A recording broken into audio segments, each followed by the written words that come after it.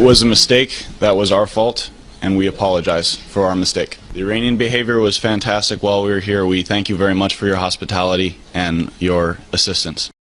And by the way, the food was pretty darn good, too. Every time I see that, I get sicker and sicker. Joining me on the Malzberg panel, Noah Rothman, assistant online editor of Commentary Magazine, and Jim Hoft, thegatewaypundit.com. He's the founder, he's the man, conservative blogger and investigative reporter. All right, let me start with you, Jim, because on your website you have that video prominently displayed, and this is nothing. Guys, Jim, this is nothing but a propaganda video, like a prisoner of war would be made to go through upon their capture. Yeah, absolutely. And the White House today is saying that this was a big win because we have this nuclear agreement with Iran. It makes you wonder what would happen if they would have strung these guys up in the square, how the White House would react.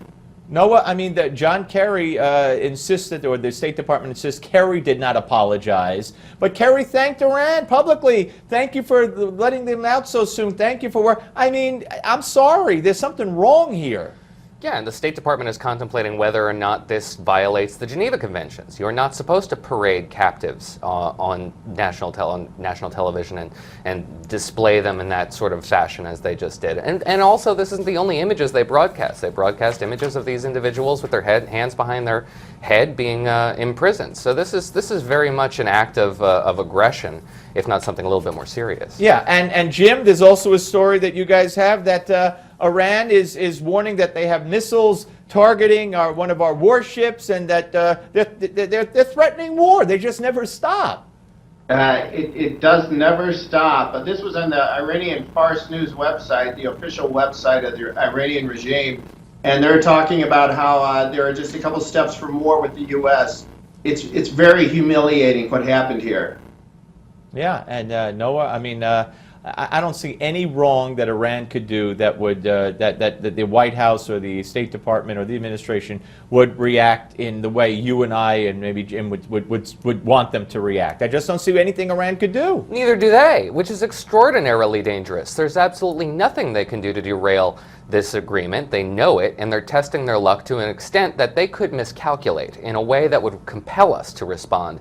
And we don't necessarily know how that would stop. No, that's true. All right. Not surprising, but again, very forthright and honest and in your face. A little different than when Obama said the other day, I'm going to leave it all out on the field in my last year. McDonough, his chief of staff, over the weekend said to Chris Wallace that one way or another, Obama will close Gitmo, and implied that an executive order is certainly possible. And now we have a story here that yesterday McDonough said that he's promising audacious executive action from the president in his final year. Noah, it's frightening, but he's not hiding it. The president's not hiding it. And who the heck will stop him? Nobody will stop him, but this is all a very flimsy foundation to rest a legacy on. It could all be undone in the next presidency. As far as closing Guantanamo Bay goes, we've been over this for the last 7 years. They continually say that it's a recruiting tool for the Islamic State. Isn't everything? Yeah. It is, but there's no evidence for that. What's really sticky here is whether they transfer those prisoners who cannot be released to Qatar or the UAE, whether they transfer them to American prisons, which is something that is very unpopular, even among Democrats. Yeah, Jim, you know, this president and the administration making no secret about the fact that he will get his agenda through. As Noah points out, it could all be undone, but he's going to sign this, he's going to sign that, and you know, if you don't like it, then let the courts handle it. And the Republicans don't have the guts to even think about stopping him. Absolutely. There's no pushback from conservatives, from the Republican Party against this president. It's sort of like Iran and how the White House responds to Iran's actions. There's no response there either. It's a crazy world we're living in today. Let's talk a little bit very quickly.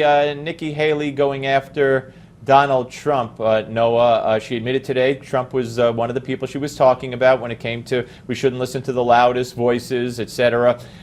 To use a State of the Union to go after the front runner in the Republican presidential race, and to also take a page out of Christie's playbook and blame everyone in Washington, including, she said, Republicans who have to take the blame for what they've done wrong.